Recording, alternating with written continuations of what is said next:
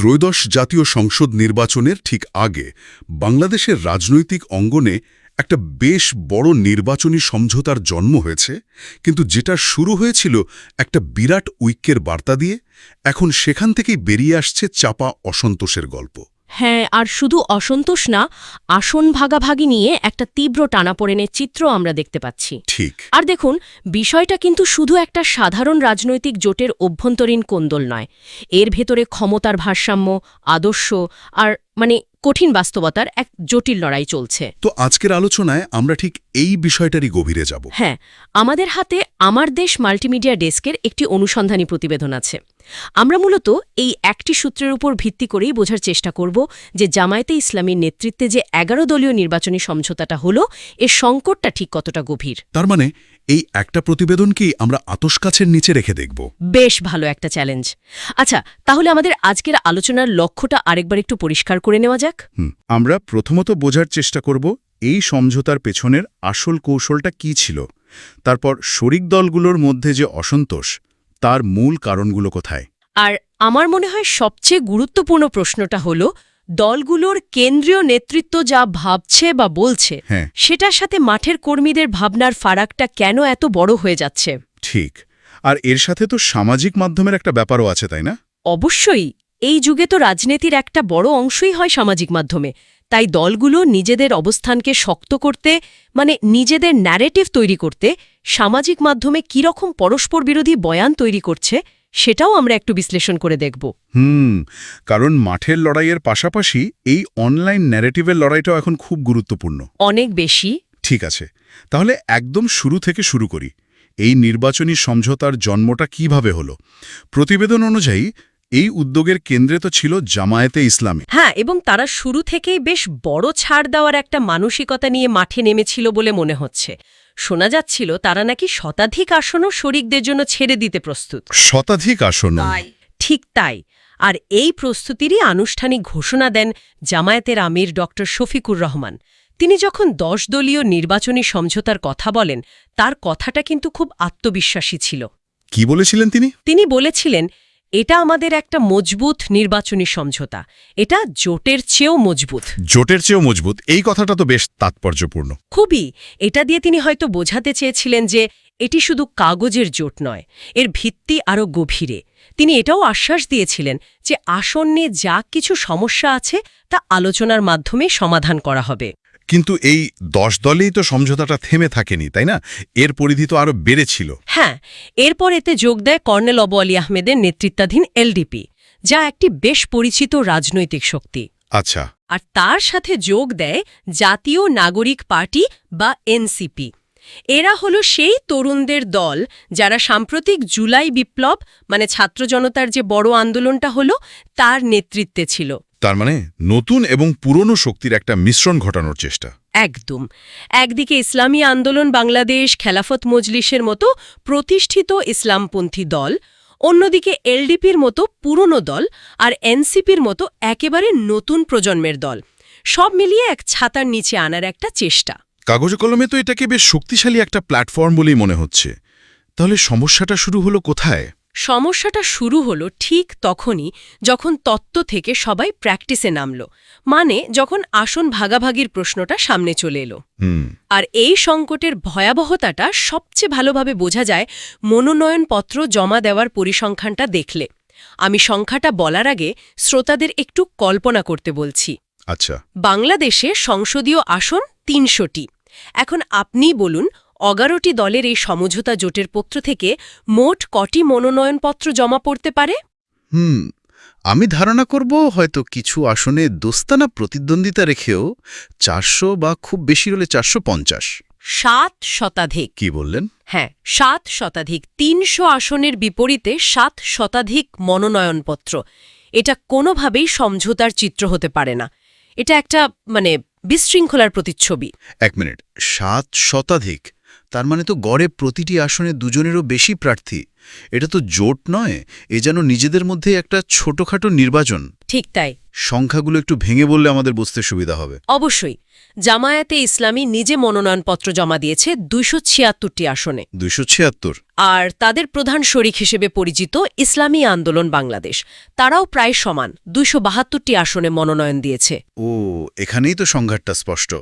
৩০০ আসনের মধ্যে এই দুটি দলই যদি ২৭০-এর বেশি আসনে প্রার্থী দেয়, তাহলে বাকি ৯টি দলের জন্য কি রইল? ঠিক এই প্রশ্নটাই সবাই করছে। বাকিদের অবস্থা কি?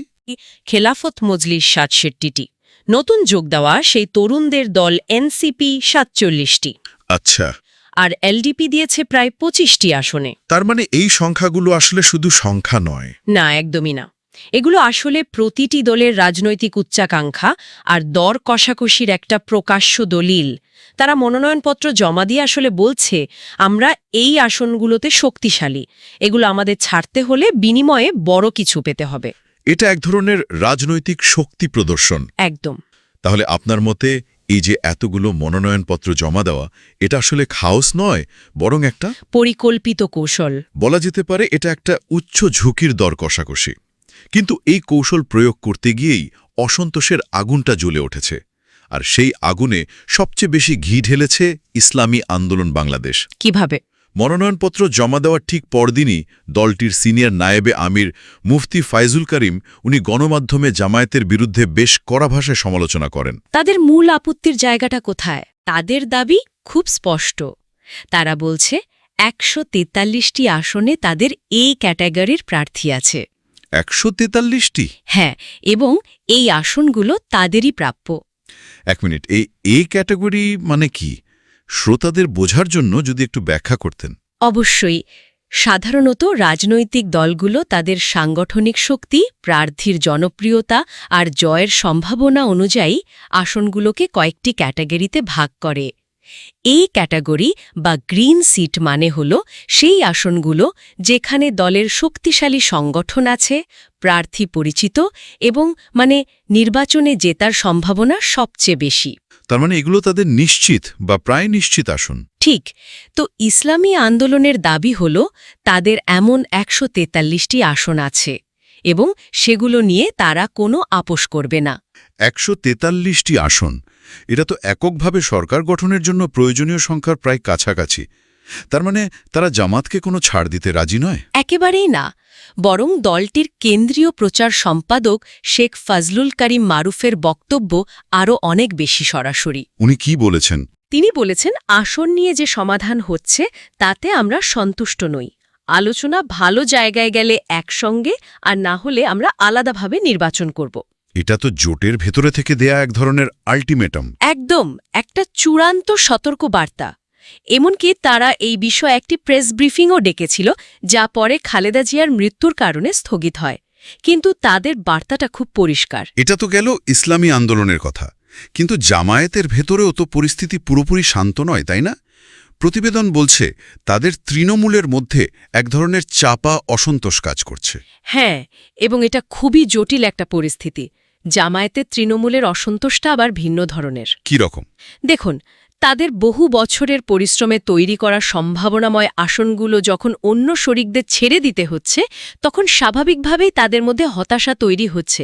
কিন্তু জামায়াত একটি ক্যাডার ভিত্তিক দল হওয়ায় তারা কেন্দ্রীয় সিদ্ধান্তের বিরুদ্ধে সরাসরি বিদ্রোহ করছে না। তাহলে তাদের এই ক্ষোভের প্রকাশটা কিভাবে ঘটছে? আন্তে সরে দাঁড়ালাম।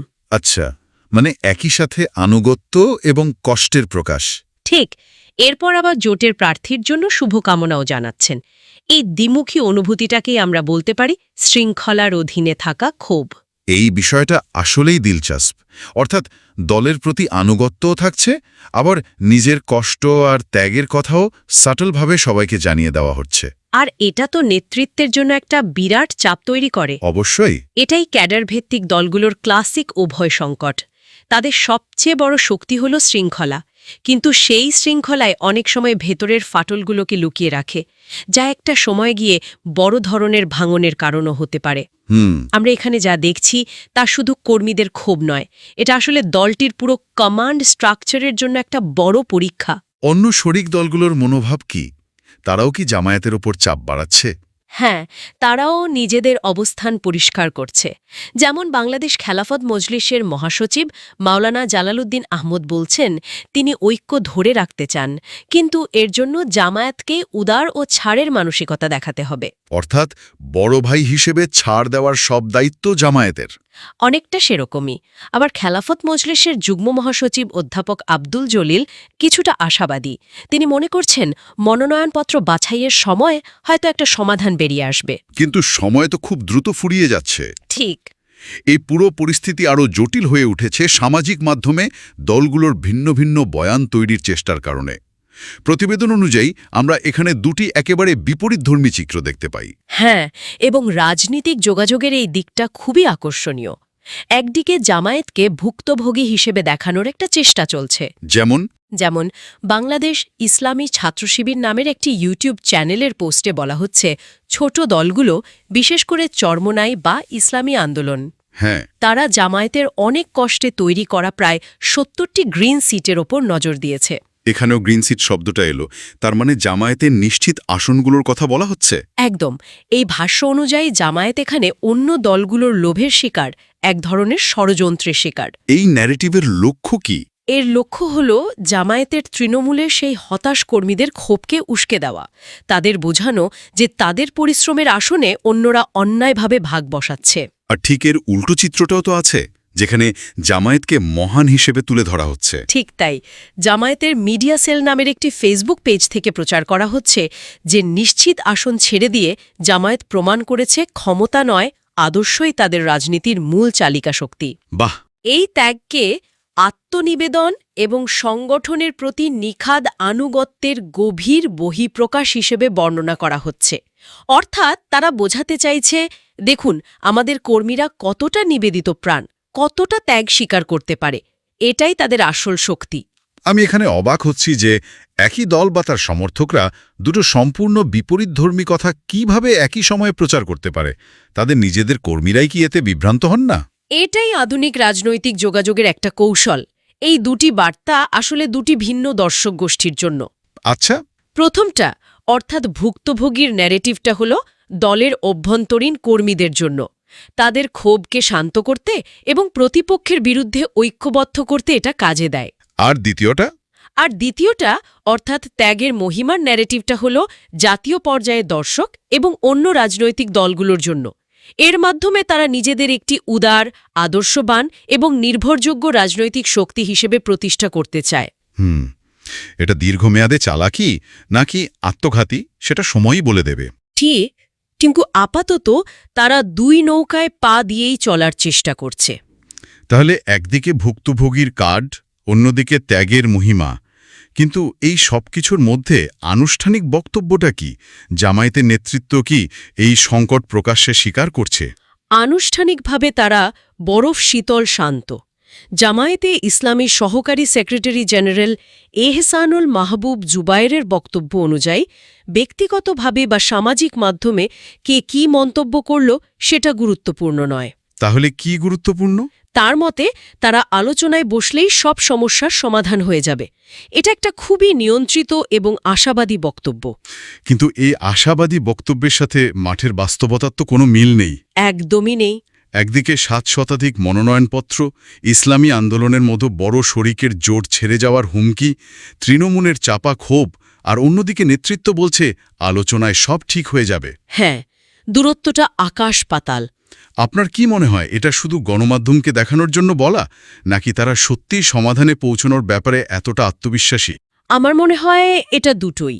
একদিকে এটা অবশ্যই একটা জনসংযোগ কৌশল, এর মাধ্যমে তারা বোঝাতে চাইছে যে জোট ভাঙছে না, সবকিছু নিয়ন্ত্রণে আছে। কিন্তু এর পাশাপাশি পর্দার আড়ালে হয়তো সত্যিই মরিয়া হয়ে সমাধানের চেষ্টা চলছে। নেতৃত্ব হয়তো ঐক্য ধরে রাখার জন্যে একটা ইতিবাচক চিত্র তুলে ধরতে চাইছে, কিন্তু ভেতরের ফাটলগুলো যে ক্রমেই চওড়া হচ্ছে তা তো স্পষ্ট। তাহলে এই পুরো আলোচনা থেকে আমরা কি বুঝতে পারলাম?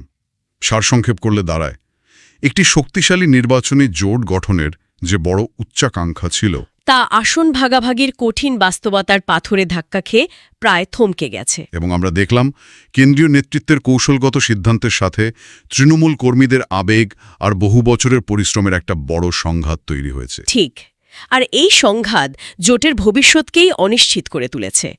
এর পাশাপাশি দলগুলো নিজেদের স্বার্থ রক্ষা করতে এবং ভিন্ন ভিন্ন গোষ্ঠীকে বার্তা দিতে প্রকাশ্যে এবং সামাজিক মাধ্যমে কিভাবে সম্পূর্ণ ভিন্ন ভিন্ন কৌশল অবলম্বন করছে সেটাও খুব পরিষ্কারভাবে ফুটে উঠেছে। তাহলে সবশেষে শ্রোতাদের জন্য একটা প্রশ্ন রেখে যাওয়া যাক। অবশ্যই। জামায়াত নেতৃত্বের পক্ষ থেকে বারবার যে আলোচনার মাধ্যমে সমাধানের কথা বলা হচ্ছে তা কি আসলেই ফলপ্রসূ আলোচনার ওপর গভীর বিশ্বাস, নাকি নির্বাচনের ঠিক আগে ভেঙে পড়তে থাকা একটি ভঙ্গুর জোটকে কোনোমতে জোড়াতালি দিয়ে টিকিয়ে রাখার শেষ চেষ্টা?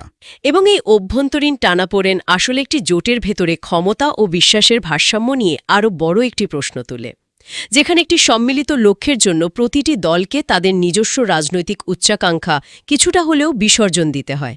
সেখানে বিশ্বাসের ভিত্তিটা ঠিক কতটা মজবুত হওয়া প্রয়োজন। আর সেই বিশ্বাস যখন টলে যায়, তখন আদর্শের কথা বলেও কি জোটকে ভাঙনের হাত থেকে রক্ষা করা সম্ভব? এই প্রশ্নগুলোর উত্তরই হয়তো এই জোটের ভবিষ্যৎ নির্ধারণ করে দেবে।